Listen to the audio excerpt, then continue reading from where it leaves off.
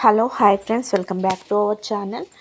ఈరోజు మనము గంగవాయిల కూర పప్పు చేసుకుందామండి. గంగవాయిల కూర మీ అందరికీ తెలిసే ఉంటుంది కదా. ఈ గంగవాయిల కూరతో మనము పప్పు ఎలా చేయాలో చూద్దాము. ఓకేనా. మన వీడియో ఫస్ట్ టైం చూసినట్లయితే సబ్స్క్రైబ్ అయితే తప్పకుండా చేయండి. వీడియో ఎలా ఉందో కామెంట్ రూపంలో నాకు తెలియజేయండి. మీకు కావాల్సిన రెసిపీస్ కూడా కామెంట్లో తెలియజేయండి ఫ్రెండ్స్. ఓకేనా. ఇంకా మనం ప్రాసెస్లోకి అయితే వెళ్ళిపోదాము.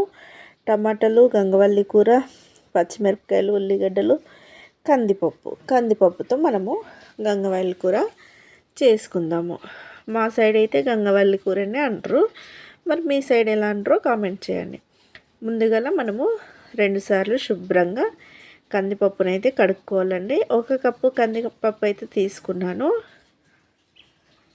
ఇలా 1 కప్పు కందిపప్పును శుభ్రంగా కడుక్కొని ఇందులో 4 టమాటాలు అండి, చిన్న టమాటాలు, 4 టమాటాలు, 4-5 పచ్చిమిరపకాయలు, 1 ఉల్లిగడ్డ మీడియం సైజు, ఇవన్నీ వేసుకొని మనము శుభ్రంగా కడిగి పెట్టుకున్న గంగవల్లి కూర అండి. మనకు దీన్ని కాడలతో సహా తీసుకుంటున్నాను.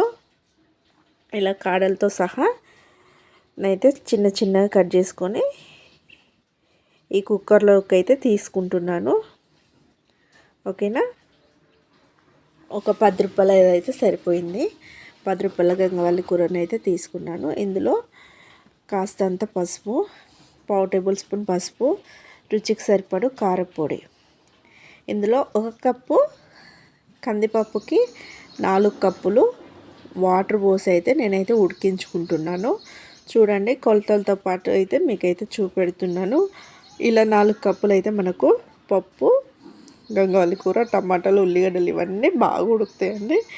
ఇంకా నేను కుక్కర్ మూత పెట్టుకొని విజిల్స్ అయితే 4 లేదా 5 విజిల్స్ వచ్చే వరకు ఈ పప్పునైతే ఉడికించుకుంటున్నాను. ఓకేనా.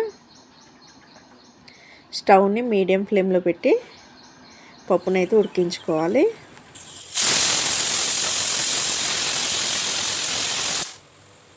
ఇలా 4 విజిల్స్ వచ్చినాక స్టవ్ ఆఫ్ చేసుకుని ఒక 1/2 అవర్ పాటు పక్కకు పెట్టుకుంటే మనకు విజిల్స్ అన్నీ పోయి హెయిర్ గ్యాప్ అనేది వెళ్ళిపోతుందండి. హెయిర్ మనకు కుక్కర్కి వచ్చిన హెయిర్ పోయినాక మూతనైతే తీసి ఇలా బాగా పప్పునైతే కలుపుకోవాలి. కలుపుకున్నాక చూడండి, మనకు పప్పు చాలా బాగా ఉడికింది కదా. ఉడికినాక ఇందులో రుచికి సరిపడు ఉప్పు వేసుకొని మనమైతే పోపుకి అయితే ప్రిపేర్ చేసుకుందాము.